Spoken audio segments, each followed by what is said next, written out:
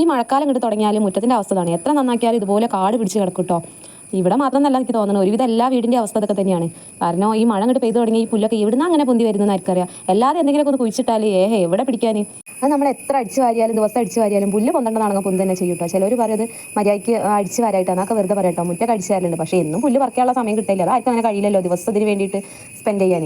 അപ്പോൾ ഇന്നിപ്പോൾ ആഴ്ചയിൽ ഒരു ദിവസമെങ്കിലും ഞാൻ ഇതിനായിട്ട് നിൽക്കലുണ്ട് കേട്ടോ. കാരണം വല്ലാതെ കാട് പിടിക്കുമ്പോൾ അതെന്തോ ഒരു അസ്വസ്ഥതയാണ്. അപ്പോൾ ഇന്ന് എന്തായാലും ആ പരിപാടിക്ക് നിൽക്കാമെന്ന് വിചാരിച്ചു. സത്യം പറഞ്ഞാൽ ഈ പുല്ല് പറിക്കുന്ന പരിപാടി വലിയ താല്പര്യമൊന്നും ഇല്ല, പക്ഷേ ഏട്ടനുണ്ടെങ്കിൽ ഏട്ടൻ അങ്ങനെ ഹെൽപ്പ് ചെയ്യും കേട്ടോ. അപ്പോൾ ഇന്നിപ്പോൾ ആരുമില്ലല്ലോ, ആ ഒരൊറ്റ ചിന്ത കാരണമാണ് ഇന്നിപ്പോൾ ഈ സേവനവാരത്തിന് ഇറങ്ങിയത്. ഇനിയും ബാക്ക് വാക്ക് റെഡിയാക്കാൻ കിട്ടോ, അതൊന്നും ഒറ്റ ദിവസം കൊണ്ട് കഴിയില്ല. എല്ലാം തന്നെ നടു ഒടിഞ്ഞിക്കണേ ഈ 2 സൈഡ് നന്നാക്കിയപ്പോൾ തന്നെ. അപ്പോൾ മിത്തുണ്ണും ഉണ്ട് കുറച്ചൊക്കെ സഹായിക്കാം. കിച്ചാണെങ്കിൽ സ്കൂളിൽ പോയിക്കണേ. അങ്ങനെ കുറച്ച് നേരത്തെ കഷ്ടപ്പാടിനൊടുവിൽ ഇതാ മുറ്റൊക്കെ നന്നാക്കി സെറ്റാക്കി എടുത്തിക്കണം കേട്ടോ.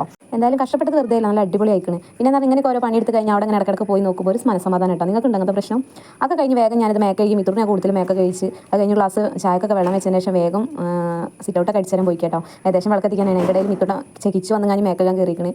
അതിൻ്റെ ഞാൻ ഈ പരിപാടിക്ക് കഴിഞ്ഞു. പിന്നെ വിളക്കാൻ തുടക്കണുള്ളൂ. ഇനിയിപ്പോൾ നാളെ നല്ല കഴുകാണ്ട് 1-ാം തീയതി അല്ലേ, അപ്പോൾ കഴുകണം. അപ്പോൾ ഇന്നിപ്പോൾ തുടച്ച് കഴിഞ്ഞ് വിളക്കെത്തിക്കാൻ വിചാരിച്ച്.